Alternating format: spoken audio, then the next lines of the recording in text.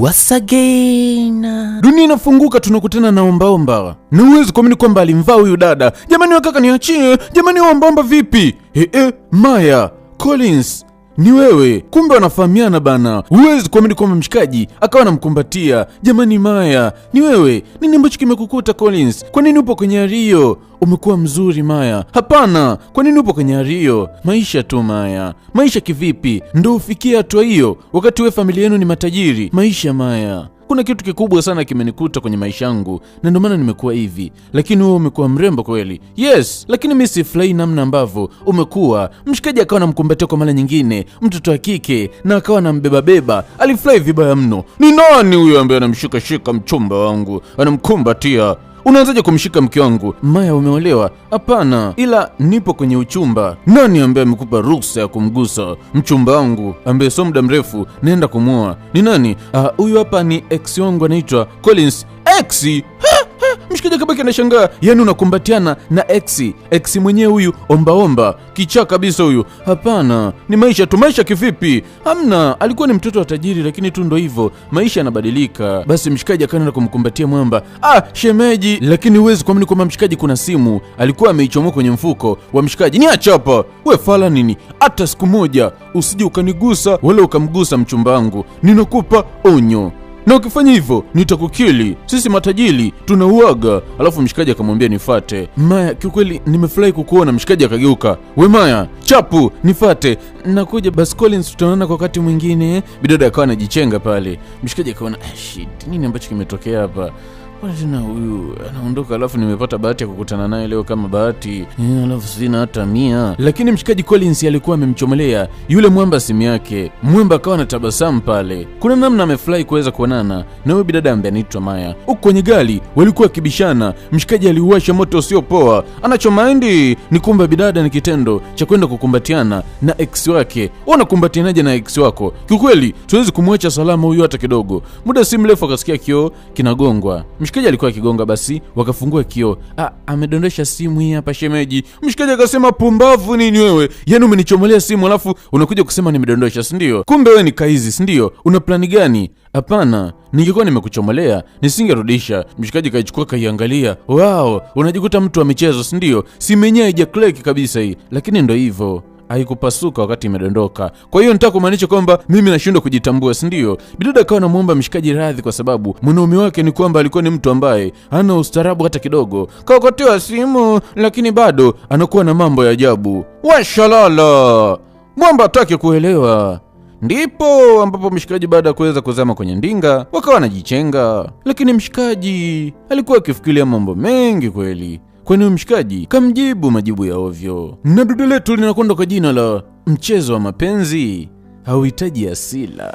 Leo bidada huwezi kuamini ni kwamba alikuja kumtembelea mshikaji. Maana alikuwa tayari ameshapajua mshikaji sehemu ambayo ndo mashindo yake, ambapo anashinda kuweza kuombaomba. Basi alimletea chakula. Mshikaji ni ombaomba. Kwa hapo alipo lazima anaomba ili mradi aweze kupata hela ya kula. So bidada akamletea chakula na mshikaji akawa anamwambia kila kitu. Sababu ya yeye kuwa maskini ni kwa sababu wazazi wake walipoteza maisha. Alafu kumbe wazazi wake walikuwa na deni kubwa kweli. Kwa maana hiyo nyumba yao ilichukuliwa pamoja na magari na kila kitu. Bidada alimwonea mshikaji huruma vibaya mno kwa sababu hawa kipindi cha nyuma walikuwa ni matajiri. Kipindi ambacho bidada alikuwa akideti na huyo mshikaji ambaye anaitwa Collins. Basi bidada akampatia business card. Ukiwa na lolote nitafute eti. Hakuna shida. Bidada alidhamiria kabisa kuweza kumsaidia huyo mshikaji ambaye anaitwa Collins. Basi mwamba akawa anatabasamu. Alijisikia vizuri. Na bidada siku leo alikuja kumwambia kitu fulani hivi mpenzi wake kwamba anahitaji kuweza kupata dereva binafsi kwa sababu wao wana dereva kabisa. Na mtu ambaye alikuwa amemsuggesti ni mshikaji ambaye anaitwa Collins kwa sababu anamjua vizuri mshikaji ni fundi mzuri sana wa kuendesha magari. Mshikaji akabaki anashangaa. Yeye anataka kuniambia kwamba ex wako ndo awe dereva wako, yani awe dereva wetu, awe anakuendesha wewe na mimi, ni jambo ambalo haliwezekani. Mshikaji aligoma kata. Alikataa eti kumkubali yule mshikaji kuwa kama eti dereva wao. Lakini bidada alifosi kwa sababu Yesu ndo anamlipa mshahara. Alafu pia yule ni mtu ambaye anahitaji kumsaidia kama rafiki tu. Mimi namsaidia kama rafiki tu na anahitaji msaada. Tafadhali usinihisi vibaya, au nadhani labda anamleta kwenye maisha yangu kwa sababu namtaka, si ndio? Unanihisi vibaya. Mshikaji akasema hapana baby, sina maana hiyo. Mimi unajua the way nakupenda. Wewe ndo kila kitu kwenye maisha yangu. Siwezi kukuhisi vibaya eti. Na kama ndo hivyo umetaka, fresh. Mshikaji huwezi kuamini kwamba ikabidi aweze kukubaliana na kila kitu ambacho bidada alikuwa akikihitaji, kwani akimkatalia ataonekana kama vile ana roho mbaya. Na mshikaji alitimba leo. Na akawa anamsalimia mshikaji pale na akawa anauliza, samani Maya yuko wapi? Mshikaji kamwangalia kwa jicho la kunya pale. Mumbe akamwambia, samani namaanisha boss Maya amepumzika zake, ila leo utani drive mimi hapa. Basi hakuna shida, no problem, shika begi. Basi mshikaji akawa anashika begi kwa sababu huyu pia ni bosi wake, ijapokuwa mwanamke wake ndo anamlipa mshahara, lakini huyu hapa si ni mume, kwa hiyo inabidi aweze kuwaheshimu wote wawili. Mshikaji kamleta mwamba mpaka ofisini kwake, basi akawa anampatia begi lake pale. Ngoja mi niende zangu Mshikaji akasema hakuna shida, ila kama ilivyo desturi ni kwamba jioni inabidi mshikaji arudi kuja kumchukua mwamba. Mshikaji anatoka anakutana na udada na akawa anamsalimia, vipi kwani wewe ni nani hapa? Mimi ni dereva. Dereva nani? Kwamba nataka kuniambia kwamba wewe ni dereva wa Kelvin. Tangu lini? Hakuna shida, nimefurahi kukufahamu. Ila unaonekana ni mbaya kweli. Vipi Kelvin yuko hapa ndani? Kelvin au boss Kelvin? Bwana usinipangie nini ambacho natakiwa kuzungumza. Wewe nijibu, Kelvin yupo au hayupo? Yupo ndani kwake. Bidada kalikuwa kanajibu nyodo vibaya mno, kanamjibu mshikaji vile ambavyo kanataka. Basi kakao kanazama ndina pale. Mshikaji akawa anatabasamu. Kweli kazi ninayo. Alafu akawa anajichenga. Basi kakadada akawa kanaingia mpaka ofisini kwa mshikaji ambaye anaitwa Collins, nini ambacho nakifanya? Kwa kile kidereva umeamua kukiajili wewe, si ndio? Ng'ombe akasema hapana, ni Maya ameweza kufanya hivyo. Kwa hiyo ndio akakubaliana kabisa na hilo jambo. Yaani umekubali kabisa? Hapana, yeye ndo alilazimisha. Alafu toka uamini kwamba yule ni ex wake. Brother kabaki anajenga. Yaani ex wake, yaani kamwajili ex wake. Yes, kamwajiri ex wake. Hicho ndo kitu ambacho hata mimi mwenyewe kimenishangaza vibaya mno. Sikuwa na namna kuweza kupinga. Hii ni mbaya baby. Kikweli hii itatuathiri kabisa. Ni kweli, lakini hatuna namna. Huwezi kuamini ni kwamba hawa wawili ni wapenzi. Huyu mshikaji na huyu bidada ambaye anaitwa Alice. Huyu mshikaji anaitwa Kelvin na huyu bidada anakwenda kwa jina la Alice. Hawa ni wapenzi ambao wanapendana vibaya mno, lakini kuna mchezo mkubwa sana wanamchezea yule bidada ambaye anaitwa Maya. Unadhani mchezo gani ambao wanamchezea? Mimi nadhani ongozana na mimi mpaka mwisho tutaenda kujua kwamba ni mchezo gani ambao hao wawili wanaucheza, kwa sababu ya bidada ambaye anakwenda kwa jina la Maya. Kwani huyu bidada Alice alikasirika kweli baada ya kuweza kugundua kwamba Maya kamwajili ex wake kama dereva wake. Kwani wamekuwa na wasiwasi kwamba maybe yule mshikaji anaweza kaleta madhara makubwa kweli kwenye plani yao. Na mshikaji akanasema wala usijari, mwanamke ambaye nampenda ni wewe hapo Maya, nasubiri tu niweze kufunga naye ndoa ili mradi plani yetu iweze kukamilika. Basi kabidada kaka anajichenga. Take care. Wakati mwingine mshikaji alikuwa na bidada ambaye anaitwa Maya hapa na alikuwa akipiga story. Kwa umelidhia kabisa kuweza kuelewa na huyu mwamba. Yaani umelidhia kabisa moja kwa moja. Yes, of course. Nimeridhia kuweza kufanya hivyo kwa sababu ni mwanaume ambaye ni sahihi kwenye maisha yangu. Babangu na mamangu wamempitisha na wakamleta kwangu. Kwa mimi naona wazazi wangu wako sahihi na sasa hivi tunaishi pamoja na tunasubiri wakati wa ndoa tu ili mradi tuweze kuoana. Mshikaji akawa anamwambia, "Kwa unampenda, si ndio? Unampenda kwa dhati? Na niambie, unampenda kwa asilimia ngapi?" Bila akasema, "Mna asilimia kadhaa tu, asilimia 50, simuamini sana." Asa kama ni asilimia 50, mimi unanipenda kwa asilimia ngapi? Bila akawa anamwambia, 80, kitu kama hicho. Kama unanipenda mimi asilimia 80, kwa nini usirudi kwenye mikono yangu? Tafadhali, Maya, mimi bado niko upande wako. Bado nakupenda. Tafadhali, niruhusu mimi nikuoe, niwe mume wako. Bila akaona, sikia nikwambie kitu kimoja. Huu ndo mwisho wa mazungumzo yangu ya mimi na wewe. Tafadhali, nilikuwa naomba uondoke. Unamaanisha niondoke? Yes, namaanisha hivyo. Toka nje. Mshikaji kaona kweli hapa bidada kakasilika. Okay, naomba nisamehe kwa sababu maybe naweza nikawa nimeongea vibaya, lakini naomba nisamehe. Alafu mshikaji akawa ananyuka mdogo mdogo na akawa anajichenga. Kwani kamkosea bidada eti anamwambia warudiane, warudi kwenye mapenzi. Eti yeye ndo amoe bidada. Bila kuna mpumbavu huyu. Bidada akaona ni kama Kelvin alikuwa sahihi kusema huyu hapa sio mtu mzuri. Huku kwa Kelvin huwezi kuamini. Mwamba anapata juisi ya miwa, anamnyonya mate, anamng'ata shingo. Yeye anataka kufanya nini huyo ofisini? Anataka kunjunja. Muda si mrefu Mwamba katimba. Fumanizi. Bo, unataka kufa. Bosi, mbona kama unataka kunjunja ofisini? Hapa sio kitandani bosi, hapa sio nyumbani mshikaji. Kabidi ajichenge pale. Bila kabaki anashangaa, wamefumaniwa. Na mshikaji huwezi kuamini kwamba Kelvin alirudi nyumbani akiwa na hasira vibaya mno. Huyu dereva wako nimemchoka. Ana adabu. Kivipi unamaanisha nini? Utoka uamini. Mimi nina kikao muhimu na mgeni muhimu anakuja kuniharibia, anaingia bila hodi. Alafu isitoshe ameondoka, hajani drive kabisa. Mimi nimekuja hapa na Huba. Bila kabaki anashangaa, kivipi? Ndio hivyo. Huyu mtu nimemchoka kabisa. Hafai. Hapana jamani. Nimesema hivi, ex wako hafai. Ndio tatizo, ndio shida hiyo ya kwa ajili ma ex. Alafu mshikaji akawa anajichenga limaindi vibaya mno. Muda si mrefu naye mshikaji ndio akawa anatimba hapa. Hivi nini ambacho nakifanya Collins? Na umetoka wapi? Mimi nimetoka ofisini, nilisikia tu bosi ameondoka bila kuniaga, ikabidi nimfuate. Wewe fala nini? Unamdanganya mke wangu, si ndio? Ona kinavyoongea uongo. Jamani mchumba wangu, cool down. Hakuna kitu kama hicho. Unamtetea huyu mpumbavu lakini sio mtu mzuri. Una uhakika bosi na kitu ambacho anakisema? Ndio hivyo, nina uhakika. Mshikaji akaona hapa akiendelea kubijana nayo mshikaji, anaweza kalopoka kile kitu ambacho kilikuwa kimetokea ofisini. Kweli Collins, wewe ndio unafanya hivyo? Hapana. Anakudanganya, kila kitu ambacho anakizungumza ni uongo. Ni kweli bana. Wewe umeingia ofisini kwake bila hodi, umemwharibia kikao ambacho alikuwa akifanya na mtu muhimu, mgeni muhimu. Mshikaji kamwambia, unataka kuniambia kwamba yule Alice ndo mgeni muhimu? Mume wako anakuchiti. Tafadhali, anakuchiti yule mwanaume. Hapana, hawezi kufanya hivi. Yaani mwanaume wangu hawezi kunifanyia kitu kama hicho. Angekuwa ananifanyia kitu kama hicho, basi asingehitaji kuweza kuniua. Ndio nakwambia hivi, anakuchiti. Mkelele bana. Nitoke nje pumbavu wewe. Shenzi nini? Mshikaji kaona yini mtu anamwambia kweli anabisha. Okay, anyway, hayanihusu. Akawa anajichenga pale. Huku wapenzi wawili walipagawa. Huyu bidada akasema hapana, haiwezekani. Huyu amekuwa kama gumzo hapa. Ameanza kuleta madhara kwenye plani yetu. Mimi nilikuwa na wazo. Unaonaje tumfuatilie? Tujue anakaa wapi, anafanya nini, anaishi na nani, anakulaga nini, watu wake wa karibu ni wakina nani. Mshikaji akaona yes, hilo ndo wazo zuri. Inabidi tuweze kufanya hivyo. Wakaplani kuweza kumfuatilia mshikaji ambaye anaitwa Collins. Na ni kweli walifanya hivyo. Na mshikaji mdogo alikuwa akirudi maskani. Oh guy, kama kawa fresh, shega. Huyu ni rafiki yake na mshikaji, na ndo wanaishi naye pamoja. Na rafiki yake alikuwa akimwambia kwamba kiukweli jamaa wangu unahangaika. Na utajiri wako wote huo unahangaika na mwanamke.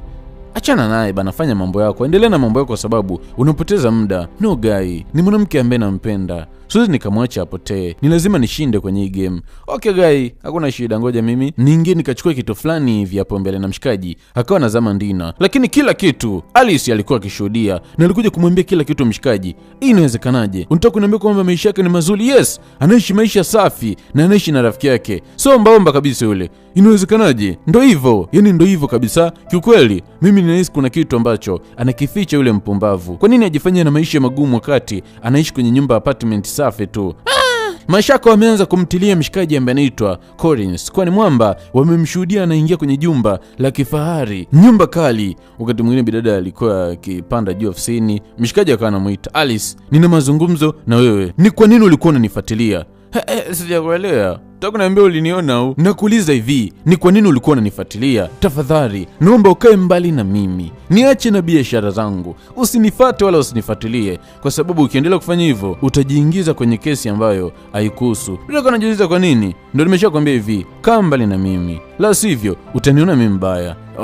Okay, fleshi. Bidada akawa anajichenga. Nalitimba ofisini kwa mshikaji Kelvin akiwa na hasira vibaya mno. Nini ambacho kinakusumbua? Mbona unaonekana kama uko sawa? Ni huyo dereva wako Collins. Utoka uamini ni kwamba amegundua kila kitu kwamba nilikuwa namfuatilia. Sijui ni mchawi yule. Amejuaje sasa? Amewezaje kujua yani? Inawezekanaje? Ndio na mimi nashangaa. Kiukweli inabidi tufanye haraka plani ya wewe kuweza kumuoa Maya, kwa sababu nimegundua yule ana plani kubwa sana ambayo imejificha. Fanya juu chini walau wiki ijayo umuoe Maya. Silitokea uweze kumuoa kwa miezi miwili. Wewe ongea na wazazi wake alafu muweze kuplani kwa wiki moja uweze kumuoa. Huyu bidada alikuwa akimshawishi mshikaji na mshikaji akakubaliana na mtoto wa kike kwamba inabidi ende azungumze na wazazi wake na Maya pamoja na Maya ili mradi waweze kuoana baada ya wiki moja. Na nia na madhumuni ni kuweza kuhakikisha kwamba plani za mshikaji ambaye anaitwa Collins Collins hakuna kutimia, na Mwamba ilibidi aweze kulifanyia kazi hilo jambo. Alimfuata bidada chumbani kwake. Unajua hawa wanaishi pamoja lakini hawaishi chumba kimoja. Mwamba akamfuata na kaanza kumpiga mabusu pale. Ndio kabaki anashangaa, nini ambacho unakifanya wewe? Umekuja kufuata nini tena chumbani kwangu? Unataka kuninjunja au? Yes, nahitaji minjunja jamaa. Hapana bana, utaki kufanya hivyo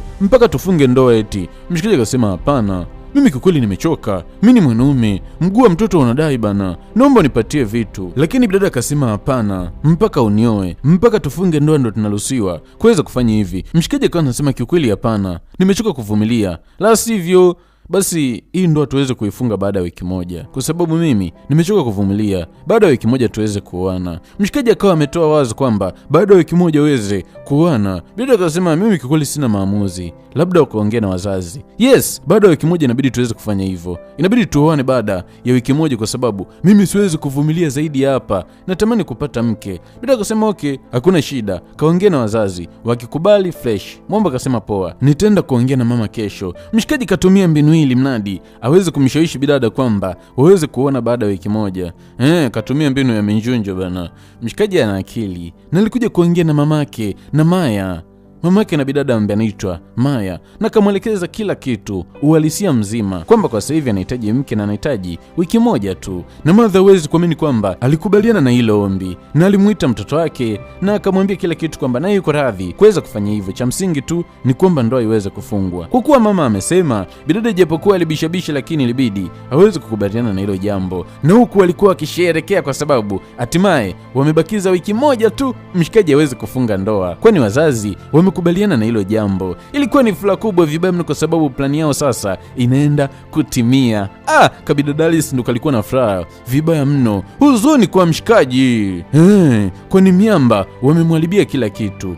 Na rafiki yake akawa anamuuliza, "Guy, nini shida? Mbona unaonekana kama vile hauko sawa?" Maya anaolewa baada ya wiki moja. Plani yangu inaenda kufeli kabisa. Inaenda kuingia ukingoni. Hii game naenda kushindwa. Hapana Guy. Na ndio maana wakati wote nimekuwa nikikwambia kwamba tutumie ile mbinu ya mwisho. Ungeshamaliza kila kitu kitambo. Mwamba kaona kama kweli hivi. Yes Guy, tutumie ile mbinu yetu ambayo ndio mbinu ya mwisho. Ile itafanya kazi mapema sana. Basi wakakubaliana kwamba waweze kuitumia mbinu ambayo ndio ilikuwa kalata yao ya mwisho, ambayo wakiitumia hiyo ni lazima kila kitu kitakuwa peche. Mbinu yenyewe ni hii hapa. Mshikaji alitimba mpaka ofisini kwa mshikaji ambaye anaitwa Kelvin, na huwezi kuamini kwamba mshikaji akategesha kinasa sauti kwenye ofisi ya mshikaji ambaye anaitwa Kelvin. Ana sababu zake kuweza kufanya hivyo. Na baada ya kuweza kufanya hivyo, wakati mwingine tunamwona Kelvin pamoja na Alice walikuwa wakipiga stori zao, wanajiachia, lakini wajui kwamba kila kitu ambacho anakizungumza hapa ni kwamba kinarekodiwa, kwa sababu mshikaji ambaye anaitwa Collins kategesha kinasa sauti huko chini, na mshikaji kapigiwa simu hapa, mshikaji Kelvin, kwani leo anatakiwa kufanya biashara na mfanyabiashara mkubwa sana anayekwenda kwa jina la Sam. Umefika bosi wangu? Basi hakuna shida, sekretari anakuja kukupokea. Oya, amefika chapchapu, inabidi uende. Basi bidada ambaye anaitwa Alice mdogo akawa anatoka zake pale kwenda kumpokea huyo mgeni. Na huwezi kuamini, mgeni mwenyewe ni rafiki yake na mshikaji. Bidada anasema karibu, lakini bwana kama nakujua, kama nishai kuona sehemu hivi. Wewe shai kuona sehemu? Mimi sikujui kabisa. Wewe ni nani? Kama nishai kuona sehemu. Mimi sikujui kabisa. Mwamba alimkataa bidada kwamba hamjui. Huyu bidada anamfananisha. Mbona kama namjua? Usi kama nilimuona sehemu. Nilimuona wapi? Bidada anavuta nyuzi lakini nyuzi zinagoma. Mshikaji akawa anajisemea kimoyoni kwamba mpumbavu wewe. Yaani umeshindwa kugundua kwamba huyu ni rafiki yangu ambaye ulinionaga naye siku ile wakati umekuja kunipeleleza. Kazi unayo. Hukuwezi kuamini kwamba ndani biashara ilikuwa ikifanyika. Hutoka uamini ni kwamba huyu mshikaji ambaye anaitwa Kelvin, plani yake ilikuwa ni kuweza kuiuza hii kampuni. Na mdogo alikuwa akiuza share za kampuni. Mdogo mdosi.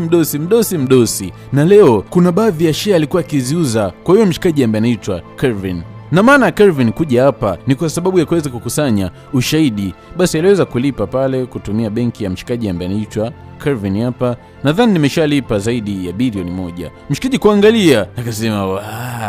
Mwamba akachekelea, shukrani sana. Basi biashara ikawa imekamilika na ilikuwa ni furaha kubwa sana kwa mshikaji ambaye anaitwa Kelvin, kwani ameweza kuingiza bilioni 1 kwa kuweza kuuza baadhi ya share za kampuni. Na ukumbuke kwamba hii kampuni ni kampuni ya babake na binti ambaye anakwenda kwa jina la Maya. Na ilikuwa ni furaha kubwa kwa wapenzi wawili kwa sababu hatimaye sasa wana bii moja kwenye mikono yao kulingana na biashara kubwa ambayo wameweza kuifanya. Ilikuwa ni furaha kubwa vibaya mno, lakini bidada akawa anasema kikweli ina wasiwasi na huyu Sam. Ni kama vile ndo yule rafiki yake na Collins. Kivipi? Inawezekanaje? Ndo hivyo yani, anaonekana kabisa ndo yeye, na hisi ndo yeye. Mshikaji kaza pumbavu nini? Umefananisha watu wawili. Collins hawezi akawa na rafiki mwenye pesa nyingi kama huyu Sam. Ni jambo ambalo haliwezekani. Umechanganya. Mimi nadhani twenzao twende tukaenjoy bana.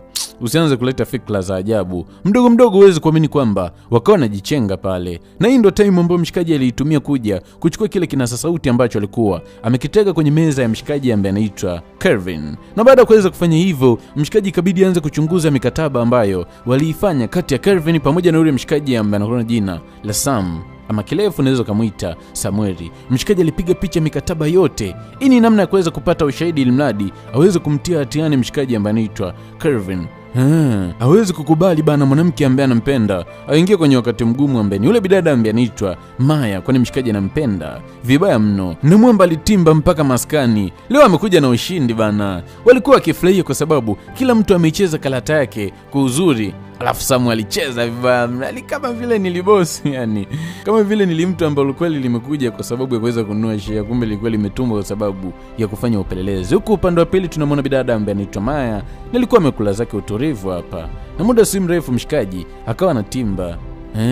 Naweza kuamini kwamba bidada akawa anamuomba aje aweze kumsaidia kuchagua nguo, yani kuchagua mashera kwenye harusi yake kati yake na mshikaji ambaye anaitwa Kelvin. Vipi hapa unaionaje hii?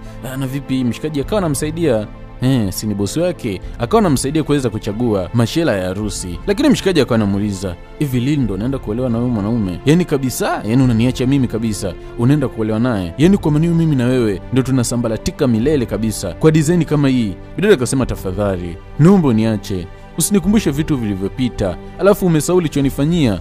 Uliniacha vibaya, ulinitelekeza, ukapotea kusikojulikana. Huwezi kujua sababu ya mimi kuweza kufanya vile. Kuna sababu kubwa mpaka mimi nikaweza kufanya vile. Sababu gani? Kipi ambacho kilitokea mpaka ukanifanyia vile? Mshikaji akamwambia, sikia nikwambie kitu kimoja. Wazazi wangu walipoteza maisha na mimi nilitakiwa kwenda Marekani kusoma. Ilikuwa ni ngumu sana. Nilipitia situation ngumu sana. Na niliporudi nilikuwa nikikutafuta, lakini nilikuta na wewe umehamishwa shule. Nilikuwa na wakati mgumu kweli. Tafadhali, naomba unielewe kwenye hilo. Mimi bado nakupenda. Mwambie mzazi wako kwamba mimi ndo mchumba wako ile mradi niweze kukuoa. Lakini bidada akasema ni ngumu. Siwezi kufanya hivyo. Tafadhali, fanya hivyo eti. Mimi nakupenda. Usikubali kuniacha. Mimi najua bado unanipenda. Tafadhali mpenzi wangu, usifanye hivyo. Bidada akasema lakini siwezi kumuumiza mkaka wa watu. Naanzaje kumuumiza Kelvin kwa design kama hii? Ndakuwa ni mnyama eti. Mshikaji akawa anasikinika kwa sababu bidada hajui kwamba yule Kelvin ambaye anasema ni Kelvin anayemonea huruma ni kwamba ni mwanaume ambaye anamchiti na ni mwanaume ambaye anahitaji kuweza kumfanyia jambo baya pamoja na yule bidada ambaye anaitwa Alice. Mshikaji akasema hapana, mimi nakuhitaji eti. Tafadhali, naomba nikuoe. Bidada anabishabisha, lakini kama anataka hataki hivi, kama anataka, kama hataki. Vipi? Si uko tayari? Mshikaji anamuuliza vipi uko tayari bidada? Kama anakubali hivi, mwamba anahitaji kuweza kumnyonya juice ya miwa. Huwezi kuamini kwamba mshikaji akatimba pale. Kengele, pumbavu wewe, kolo boy, mende wewe. Kinyesi. Yeye anataka kumpige busu mwanamke wangu, si ndio? Nimeona kila kitu. Mafala nyie. Sikia nikwambie kitu kimoja. Kuanzia sasa hivi una kazi. Una kazi kuanzia sasa hivi. Mshikaji anasema jamani, sio kama unavyofikiria jamani. Ndio maana nimekuambia hivi, kuanzia sasa una kazi. Jamani Kelvin, kelele. Pumbavu. Washalala. Ndipo mshikaji alipokasirika na akawa anamfukuza na kumwambia kuanzia sasa hivi una kazi, toka nje. Fala. Mshikaji akasema okay, hakuna shida. Na mwamba ilibidi aweze kukubaliana na hilo swala kwa sababu katimliwa. Na mshikaji akawa anamwambia toka nje. Fala. Unamendea mademu za watu, unataka kuanjunja wake za watu, si ndio? Ndipo mshikaji akawa anajichenga na akawa anamwambia Maya, hongera sana kwa sababu umepata ndoa ambayo iliyo njema. Kelele, nimekuambia toka nje. Fala. Ndipo mshikaji akawa anajichenga na hawezi kuamini kwamba Kelvin alikuwa akimtimua pale. Jamani Kelvin, usifanye hivyo jamani. Usiwe mtu mwenye roho hiyo. Niwe mtu mwenye roho ipi? Yaani kuona unachukuliwa hivi na ex wako. Mpumbavu mjinga huyo. Alafu mshikaji akawa anajichenga. Mwamba hataki utani. Na wakati mwingine bidada ambaye anaitwa Alice alimtimbia hapa na alikuwa na taarifa ngumu vibaya mno. Hutokaa uamini. Nimemfuatilia tena Collins Nimegundua kwamba kumbe yule Sam ni kweli ni rafiki yake. Nimeshuhudia mbele ya macho yangu. Mshikaji akabaki anashangaa, inawezekanaje? Yaani yule Sam ni rafiki yake? Ndiyo, ni rafiki yake mwenyewe. Kivipi? Inawezekanaje? Mwamba alibaki akijiuliza, akaona hapa kuna kitu hakipo sawa. Plani ni ipi? Ni kwa nini amtume yule? Ni kwa nini aje anunue share za kampuni? Hapa mwenyewe ndo kitu ambacho anajiuliza. Kwa nini afanye vile? Nadhani sasa hivi tuko hatarini. Lakini mimi sioni sababu, kwa sababu siku ya kesho ndo ndoa yangu kati yangu mimi pamoja na Maya. Kwa hata kama kuna plani ambazo wamepanga haziwezi kutimia, una uhakika? Yes, haziwezi kutimia kwa sababu kesho saa 6 namuoa Maya, na baada ya kumuoa Maya kila kitu ndo kitakuwa kimeishia hapo. Mshikaji anajivunia ndoa ambayo anaenda kufunga siku ya kesho na Maya. Hii ndoa ina nguvu gani kwa upande wao? Kwa sababu wanaipambania vibaya mno. Kilipofika kijioni, mshikaji alikuwa akienjoy tu na bidada ambaye anaitwa Maya. Kiukweli, naenda kuwa mama watoto. Yes, unaenda kuwa kila kitu kwangu. Walikuwa wakifurahia kwa sababu siku leo ndio siku ya mwisho ya wao kuwa wachumba, kwani kuanzia kesho wanakuwa mke na mume. Wewe, Kelvin linafurahia vibaya mno. Na huwezi kuamini kwamba siku leo ndio ile siku ya wali na ugali kupakuliwa, siku ambayo soda zinaletwa, alafu nakuta kuna muuni anakunywa togwa. Ndio siku ya ndoa, na mshikaji ambaye anaitwa Kelvin aliweza kumuoa bidada ambaye anaitwa Maya, na kuna gari ya harusi ilikuja kwa sababu ya kuwachukua. Mbona huyo sio Kelvin? Mbona kama ni Collins huyo? Inawezekanaje? Na msindikizaji wake eti ni rafiki yake ambaye anaitwa Sam. Hii ni ndoto au unaona ni Lil? Mbona kama mshikaji ambaye anaitwa Collins ndo kamuoa bidada ambaye anaitwa Maya? Na ilikuwa ni furaha kubwa. Wazazi walikuwa wakibariki. Mama ndo usiseme, kila mtu anabariki. Na muda si mrefu, Kelvin ndo anatimba. Jamani, game gani ambalo linaendelea hapa? Si ndo time ya ndoa hii? Nimekuja muda ambao sio sahihi. Si mlisema saa 6 ndo muda wa ndoa? Yes, lakini ni ndoa yako wewe, kwa sababu ndoa yangu mimi nimeshafunga na mume wangu tangu saa 4 asubuhi. Wewe ndoa yako ni saa 6. Lakini si saa 6 nakuwa wewe? Hapana, wewe nenda kamuoe mwanamke ambaye unampenda ambaye ndo Alice. Kivipi? Unataka kusema nini jamani? Pana kama unanichanganya. Na kuchanganya kivipi wakati mwanamke wako ni Alice? Unasema Alice kivipi jamani baby? Najua kila kitu. Alafu kwa sasa hivi mwanaume ambaye nimemkabidhi kila kitu, mwili wangu na maisha yangu yote na moyo, ni huyu hapa. Alafu bidada akamchapa kabusu. Mshikaji kapagawa. Na kutakia ndoa njema yoka moyo Alice. Alafu bidada akawa anajichenga, game limepinduka vipi? Na mdingi akanasema, kijana, umezingua kijana. Sili zako zote tunazo, twende jamani mume wangu, achana na huyo jizi jambalika. Mwamba kabaki anashangaa, nini ambacho kimefanyika hapa? Mwamba haelewi, moja haikai, mbili haikai. Jamani we Maya sijui mayai sijui mayi. Mwamba ni kwamba kapagawa. Alitegemea leo anakuja kufunga ndoa, anakuta ndoa ishafungwa. Alafu Mwamba waliondoka kwa mikwala vibaya mno. Jamani, nimekosa vyote. Ndipo ambapo mchepuko wake alitimba na akawa anauliza, ni kitu gani ambacho kimetokea hapa? Mwenye sielewi kabisa. Yaani huwezi kuamini ni kwamba kaoa mwingine, kaolewa mwingine. Sielewi, mmoja haikai, mbili inataka kukaa. Kivipi yani? Unamaanisha nini? Ndipo bidada ambapo alipagawa na alibaki anashangazwa kwa sababu meza imepinduka. Alikuwa aoe mshikaji ambaye anaitwa Kelvin, alafu anakuja kuoa Mwamba ambaye anaitwa Collins. Mshikaji alikuja akiwa moto vibaya mno. Kuba babake kama wewe kidume, toka. Mwanaume nimekuja hapa. Mimi pumbavu zako. Sikia nikwambie kitu kimoja we fala. Nini ambacho kimekuleta nyumbani kwangu gai? Yaani unaniambia nini ambacho kimekuleta kwenye nyumba yangu? We fala nini? Hii ni nyumba yangu. Hapana, hii ni nyumba yangu bana. Sikia, hii ni nyumba yangu mimi. Baba mkwe akanikabidhi kwa sababu mimi ndo nimemuoa mtoto wake. Ungemuoa wewe, maybe wewe ndo ungekuwa mwenye nyumba. Mimi nadhani kwa sasa hivi ungetoka nje kwa sababu wewe ni hakuna kitu. Ulikuwa ukiniita kwamba mimi ni maskini, lakini usichokijua mimi nina pesa nyingi na wewe ndo maskini hapo ulipo. Mimi sio maskini kama wewe. Alafu mimi sio mjinga kama wewe. Kwa mpumbavu unaniita mimi mjinga, si ndio? Ndio wewe ni mjinga. Unajidai si ndio kwenye nyumba ya wanaume wenzako, si ndio? Unajiona wewe mjanja. Sasa sikia nikwambie kitu kimoja. Mimi sio fala hata kidogo. Sijawahi kuwa mjinga. Kakusanya kila kilicho cha kwako, toka nje.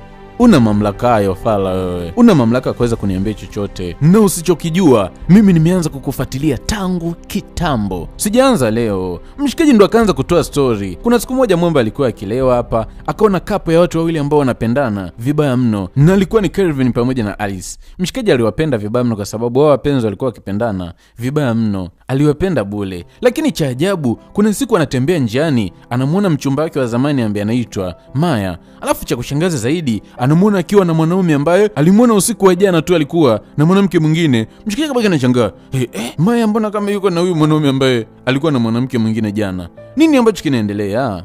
Mshikaji akabaki anajiuliza, na alichokifanya alikuja kumwambia kila kitu rafiki yake, mwanamke ambaye nimekuwa nikimtafuta kwa muda mrefu, nimemwona na mwanaume mwingine. Basi mshikaji pamoja na rafiki yake wakapanga plani kabambe, na plani ilikuwa ndo hii hapa. Mshikaji kujifanya maskini ili mradi aweze kujiingiza kwenye maisha ya bidada. Maana angeenda hivi vingekuwa ni ngumu sana kueleweka kwa sababu huyu mshikaji alimkimbia kipindi cha nyuma ile bidada ambaye anaitwa Maya. Hivyo ndo ilivyokuwa. Mimi sio maskini hata kidogo. Na baada ya kuweza kupata ushahidi wa kutosha, niliwaambia kila kitu wazazi na ndo maana wakanipa idhini ya kumuoa.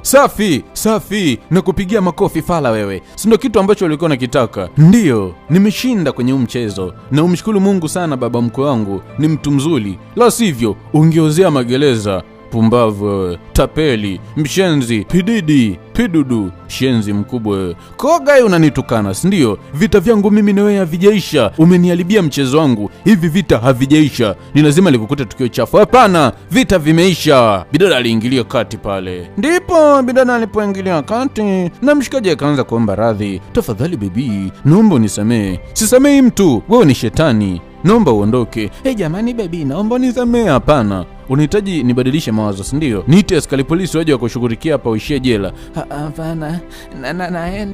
Naenda. Mimi naenda nyumbani. Mama kanipikia chapati na maharage. Mshikaji alijichenga. Bidada kuna namna anajisikia vibaya kwa sababu ni mwanaume ambaye alimpatia muda wake mrefu kweli, pasina kujua kwamba alikuwa ni pidudu, nyang'au, tapeli wa mapenzi. Ndio maana mimi nasemaga hivi, wanaume ambao wanatamaa ni vinyesi tu. Mkaka ambaye unapenda kuchuna wadada ni kinyesi tu. Na uwezi kuamini kwamba ndoa yao ilikuwa na furaha vibaya mno. Mshikaji alikuwa akienjoy tu na bidada ambaye anakuwa jina la Maya. Jamani mashabiki zangu, chekini mtoto alivyokuwa mzuri. Mimi mtaniua tu. Chiki bidada. Mdomo. Tumashavu. Kifua. Nyashi. Jamani, mashabiki zangu, imebaki buku betu. Mimi nenda zangu Nigeria. Nichangieni basi. Mimi nikamchukua bidada ambaye anaitwa Maya. Nije naye Bongo. Nitambe na mimi kama ambavyo Diamond ambavyo anatamba na Zuchu, na mimi nitambe na bidada Maya. Na uwezi kuamini kwamba Mungu alikuja kuwabariki bana. Na wakapata kitoto cha kiume wakakiita Genius. Wanalipenda jina langu hawa. Mimi ni Genius sauti ya Nang'ata, Genius sauti ya Simba. Namba zangu ni hizo hapo.